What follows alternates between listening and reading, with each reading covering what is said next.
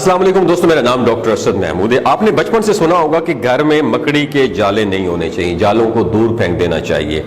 Islamic point of view से भी और साइंटिफिक पॉइंट ऑफ व्यू से भी, मेडिकल पॉइंट ऑफ व्यू से भी घर में जाले बिल्कुल नहीं होने चाहिए। पता है क्यों नहीं होने चाहिए? आज मैं आपके साथ रिसर्च शेयर करता हूँ। आप में से अक्सर आपने ये सवाल सुना होगा कि कमरों से जाले उतार दें, ये नहुसत की अलामत है। जाले दोस्तों वैसे भी रोजमर्रा की सफाई में उतारे जाते हैं, लेकिन इनको पता है आपको बुरा क्यों समझा जाता है? आज की इस वीडियो में हम इसी बारे में बात करेंगे। दोस्तों, मकड़ी बच्चे पैदा करने के बाद आप जानते हैं कि बच्चे के बाप को मकड़ी क्यों कत्ल कर देती है। तहकीक के मुताबिक मादा मकड़ी बच्चे देने के बाद नर मकड़ी यानी बच्चों के बाप को कत्ल करके घर से बाहर फेंक देती है।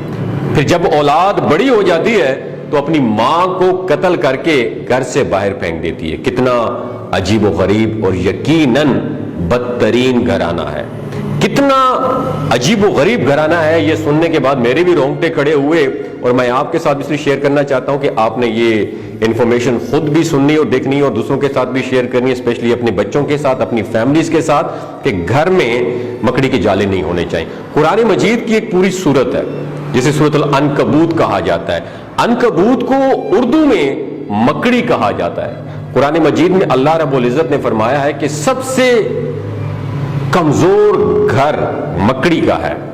कुरान मजीद का मुआजिजा देखें कि एक जुमले में ही इस घराने की पूरी डेफिनेशन, पूरी कहानी बयान कर दी है कि बेशक घरों में सबसे कमजोर घर अनकबूत मकड़ी का है।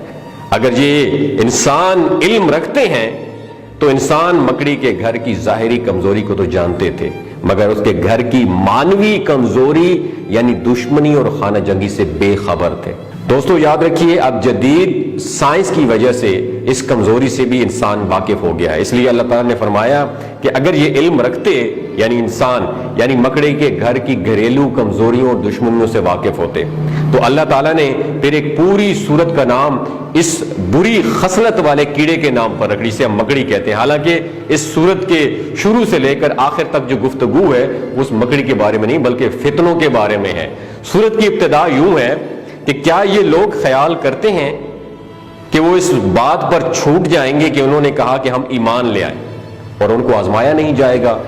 दोस्तों याद रखिए, मकड़ियों के घर की कमजोरियों से मुतालिक जो बात कुरान मजीद में 1400 साल पहले बयान की गई थी, जदीद साइंस और जदीद मेडिकल साइंस आज इसे तस्लीम करने पर मजबूर है।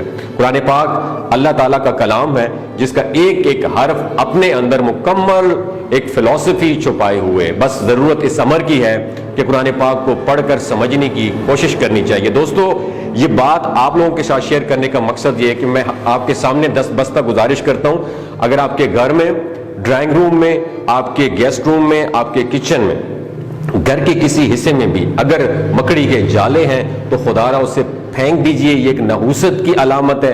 अल्लाह ने मकड़ी के घर के बारे में जो आपके साथ इरशाद फरमाया और इसकी जो फिलॉसफी है कि मादा जब बच्चे जनती है तो नर को मार के घर से दूर फेंक देती है और वही बच्चे जब बड़े हो जाते हैं तो मां को मार के घर से बाहर निकाल देते हैं। ये एक नहुसत की अलामत है। और दूसरा, साइंटिफिक तौर पर मैंने आपको बताया कि ये वैसे भी बुरा लगता है और घर में वैसे गंदगी फैलाते हैं, लिहाजा इनको घर में नहीं होना चाहिए। इसलिए कहा गया है, अक्सर आपने बचपन में सुना होगा कि मकड़ी के जाले नहीं होते, तो उसके पीछे एक पूरी फिलॉसफी है, पूरी साइंस है।